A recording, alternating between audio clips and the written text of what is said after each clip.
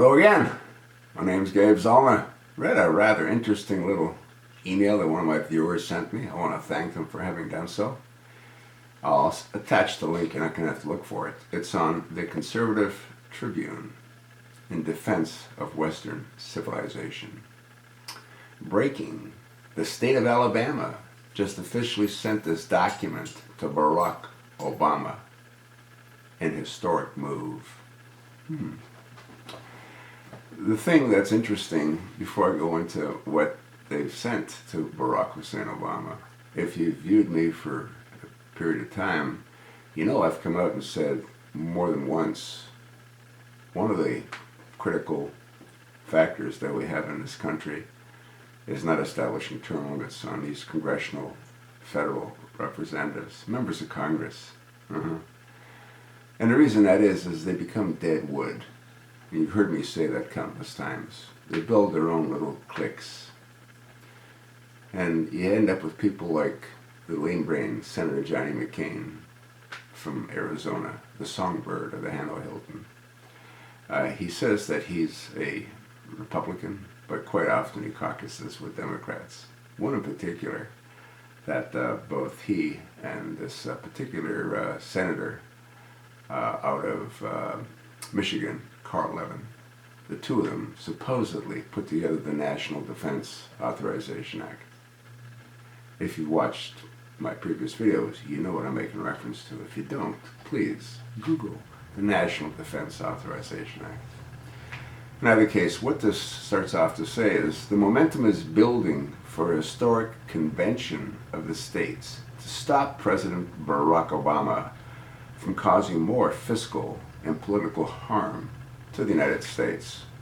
I don't even know if that's possible to stop him right now. Approximately 3 months ago, Conservative Tribune reported that the state of Arkansas has passed a resolution calling for such a convention. Since then, the number of states showing interest in such a convention has grown. Grow with dreams on your YouTube. Watch it work for your business. Advertisement. More than half the states have filed a Convention of States application. As of this year now, Alabama is the fourth state, along with Alaska, Florida, and Georgia, to complete the application. State legislators have had enough of Obama and a federal government that has become too big, too intrusive, and too corrupt. Therefore, following the steps outlined in Article 5 of the Constitution, Alabama lawmakers have called for a convention that ultimately could produce a constitutional amendment to rein in the federal government. The amendment, once ratified by 3/4 of the states, would become a permanent part of the Constitution. The Alabama state leaders want the convention to focus on 3 areas of imposition of fiscal restraints on the federal government, with a balanced budget amendment, the limiting of federal government power, and the implementation of term limits on elected federal officials. What have I been saying for the last, 3.5 years?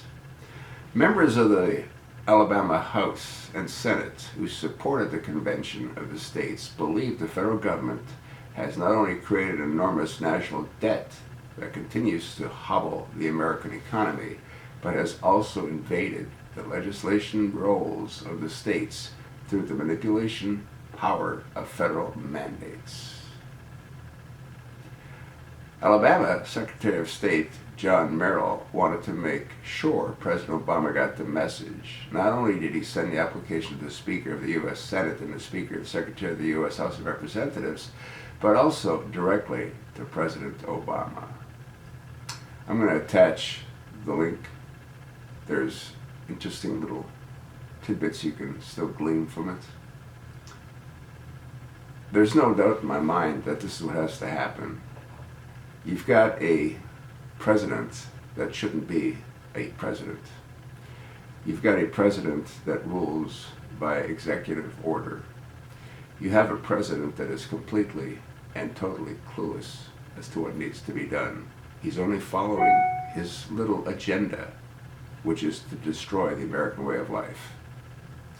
Barack Hussein Obama will go down in history as the most destructive occupier of the White House. I should add, illegal occupier of the White House. And Congress, the existing Congress, is complicit. They know that he came as a foreign exchange student.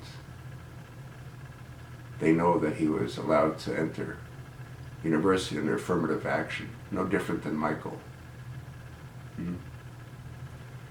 Eventually, the truth will percolate to the top. Read the article, open up the attached links in the article. Read what they have to say. I told you what I think. Let me know what you think.